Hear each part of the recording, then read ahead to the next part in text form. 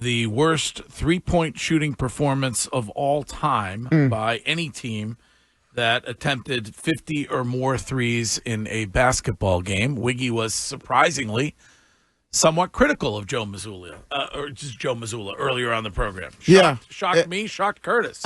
Because I think when I look at this basketball team, they're not the same team. And say what you want, and I think Joe Mazzulla is a great coach, but you have to coach. What does he do great? I think you have to coach differently when you don't have Jason Tatum. So what I would do, I told you, I would not start Pritch. I would start Anthony Simons. He would be starting for me because I feel like there's a lot of pressure on Pritch for him to perform at a level that he might not be used to as a starter now. Well, I mean, he was the NBA. He was the sixth man of the NBA last year. Right, six man. You're going to have, but you have the expectation with everybody that in the absence of Jason Tatum, they're going to have to find a way to step up. Right, but not everybody can handle the new roles. Some guys are just better off coming off the bench. But I do think we need to give them more than less than 10 games. I am. We're getting close, though. That's yes, 8. We're getting close. That's 8 so, but I am, but if but this we're was less than Jason 10 Tatum, games in, I get it, and listen. If Jaylen was hurt and this was Jason Tatum, we would not be saying that. I was just going to say to you, as a Jaylen Brown stan, I want to first say he's the reason why they're in these games that they're losing so closely. First and foremost. Mm-hmm. Secondly, Jason Tatum, his absence is as obvious as it's ever been. And I thought that we were going into this season and Jaylen was going to immediately jump into that leadership role and be able to take over and be the leader that I believe he is, and that we weren't going to miss Jason Tatum as much as we have been. So I was completely wrong on that. Wiggy was 100% right on that. But I do think that we need to give them a bit more time to figure each other out and also learn how to get into those new roles. I'm with you. If you want to put Simons in to start and take Peyton Pritchard out to start, that's fine. Mm-hmm. But I think Jaylen Brown is going to figure it out. And all these other guys are going to figure it out as well. But my thing is, Wiggy, you're talking about Joe Mazzulla. He hasn't changed anything. Their offense is the same offense, they don't have the players to hit the threes, which shows that anybody could coach the team. They're winning games doing the exact things they do when they're losing them because the players on the floor have changed. That's what's gone on. To say that Mazzulla's a brilliant coach, this literally shows the opposite. Well, I'm saying he's not doing well this year. His coaching style. But he did the exact thing, and they won games because he had Jason Tatum. Right, but That's my point. But I also think his style of coaching is what unlocks players to play at a certain level and has them playing hard and granted, they haven't been doing that. I understand that when you look at the Jazz. But I understand when you look at basketball, when your superstar player goes down, it don't matter who the coach is. You're not going to be able to withstand that unless the other guys are able to step up. Who's a more talented team, the Jazz or the Celtics? The Celtics. Okay, so where was the game, in Utah or at home? It was at the Garden. Okay, and they lost. Yeah. Okay, so it's not about the inferior opponent or the lack of talent on the team. They were more talented to the team than the team they lost to. No, I understand that, but you can start to see, and I think what this shows is the difference that Jason Tatum makes as a player, because not only does he help you with scoring, assisting, making everybody better, but he averages 8 or 9 rebounds a game. You're getting killed on the offensive boards. No, but how do you go into a season after an off season in which you knew you were going to be without Jason Tatum for a considerable amount of time, and that means without his points, and not figure out from a strategy perspective what you're going to do to make up for them, short of just throwing up an additional 10 3-point attempts. And this is not like if the Celtics had lost Tatum in the first game, who was the guard that got injured that horrible injury years and years ago with Kyrie. He blew up you're talking about Gordon Hayward? Gordon Hayward. If this were like a Gordon Hayward injury in the first game of the season, I would say totally understand it. 8 games in, this was thrust upon them in a way they couldn't prepare.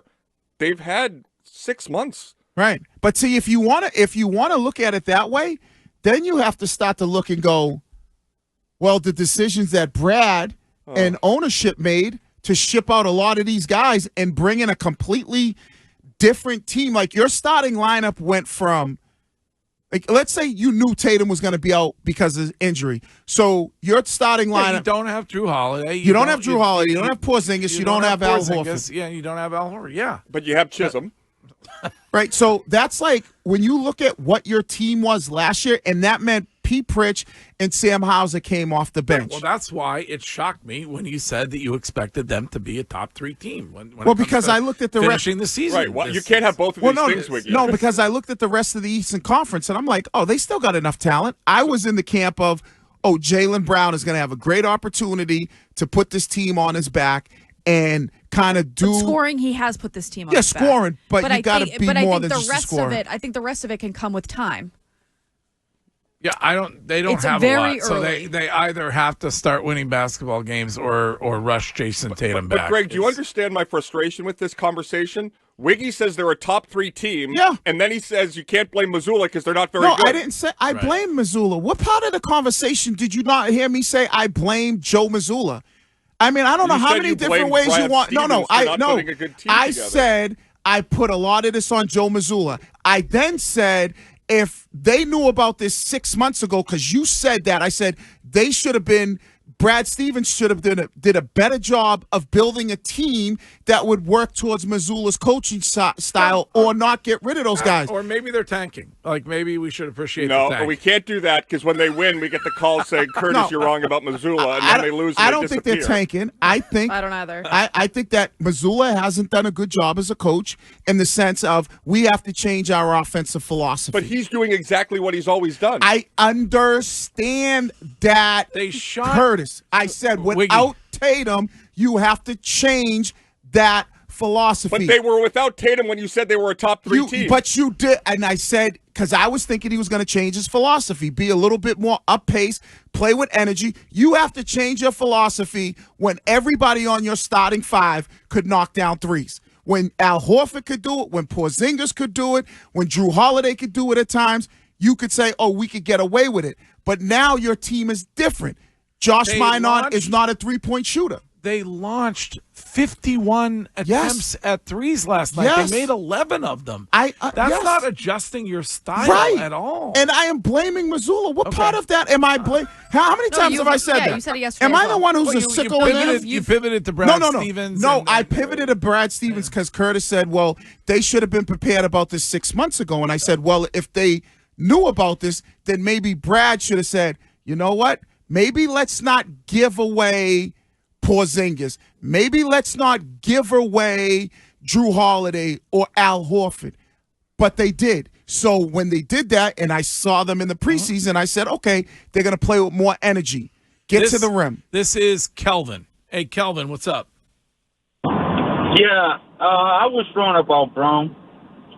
He needs to go, and you guys lost the opportunity to trade it for 3 or 2 good people. Now he showed that he's not a leader. Well, I mean, that's a whole different thing.